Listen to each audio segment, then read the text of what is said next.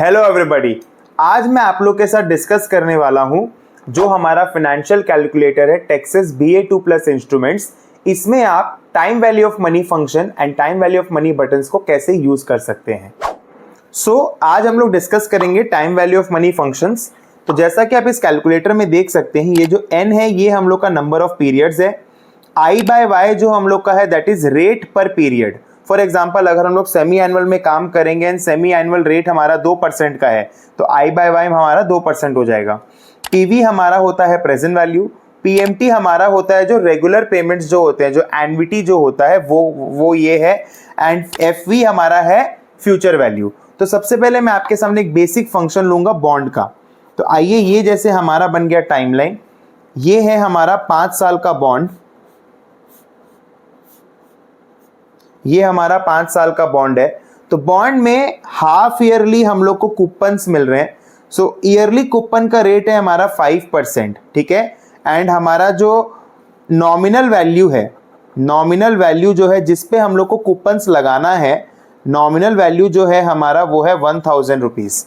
सो 1000 rupees का 5% कितना होता है 50 डिवाइड बाई 2, क्योंकि हाफ ईयरली कूपन्स है। So 25 is the coupon amount every half year.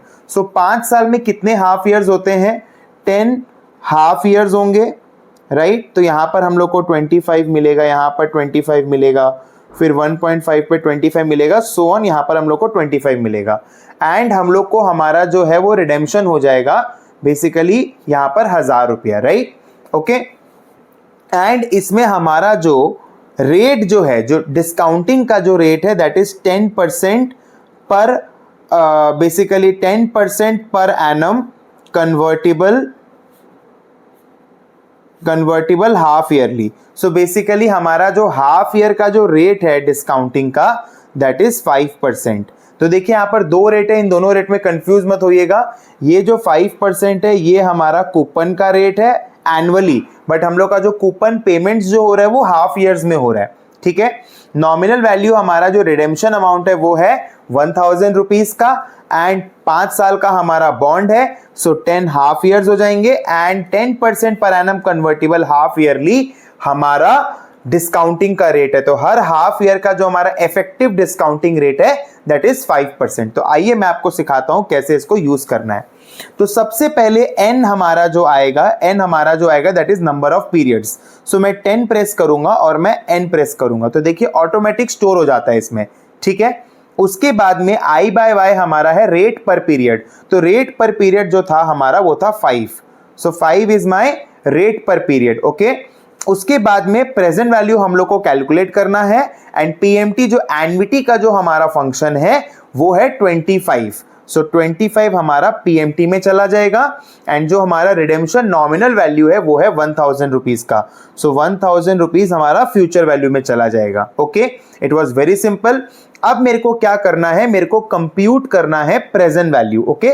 मेरे को कंप्यूट करना है प्रेजेंट वैल्यू, तो मैं दबाऊंगा कंप्यूट प्रेजेंट वैल्यू। तो देखिए हमारा प्रेजेंट वैल्यू निकल के आ जाता है, हमारा प्रेजेंट वैल्यू निकल के आ जाता है -806.96। इसमें क्या होता है ना, मैंने ये मान के चला है कि ये सारे जो कैश फ्लोज है, ये वाला ये वाला ये वाला और ये सारे जो मेरे कैश फ्लोज है ये मेरे इनफ्लो है। तो आज मेरे को पैसा देना पड़ेगा। So this is my outflow, okay, this is my outflow. अगर मान लीजिए मैं सारे कैश फ्लोज को नेगेटिव में डालूंगा तो मेरा प्रेजेंट वैल्यू पॉजिटिव में आएगा।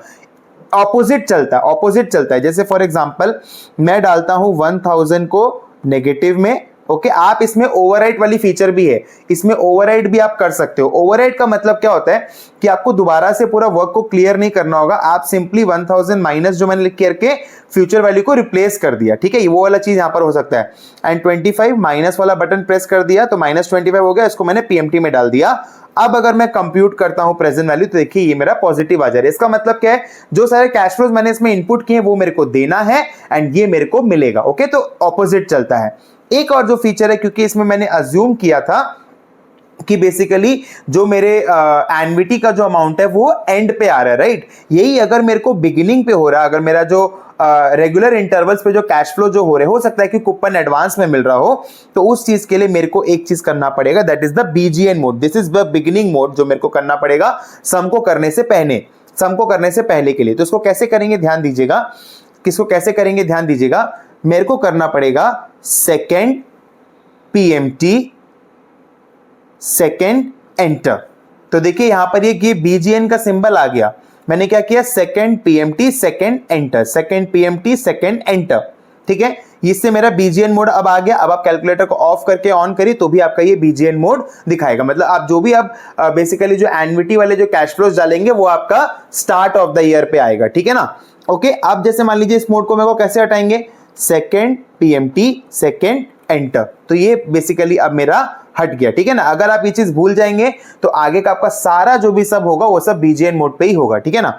तो सेकेंड PMT सेकेंड एंटर करने से देखिए BGN आ गया, ठीक है ना। एक बार वापस से इसी को कैलकुलेट करके देखते हैं। ओके, सो बेसिकली 1000 मेरा हो गया फ्यूचर वैल्यू, 25 मेरा हो गया PMT, I/Y मेरा था 5 एंड 10 मेरा था N, राइट। अब मेरे को करना है कंप्यूट प्रेजेंट वैल्यू, तो देखिए मेरा ज्यादा आ रहा है, राइट। मेरा यहाँ पर देखिए प्रेजेंट वैल्यू ज्यादा क्यों आ रहा है, 816 क्यों आ रहा है, क्योंकि अब ये सारे जो कैश फ्लोज थे ये यहाँ पर होने लगे। मैं इसका टाइमलाइन आपको दिखाता हूँ। सो बेसिकली जो कैश फ्लो मेरा 0.5 पे था वो अब एडवांस में हो जाएगा, तो यहाँ 25 फिर यहाँ 25, इसीलिए ये बेसिकली मेरा आप देखेंगे यहाँ पर प्रेजेंट वैल्यू मेरा ज्यादा आ रहा है, ठीक है। So is it clear to all of you? Thank you.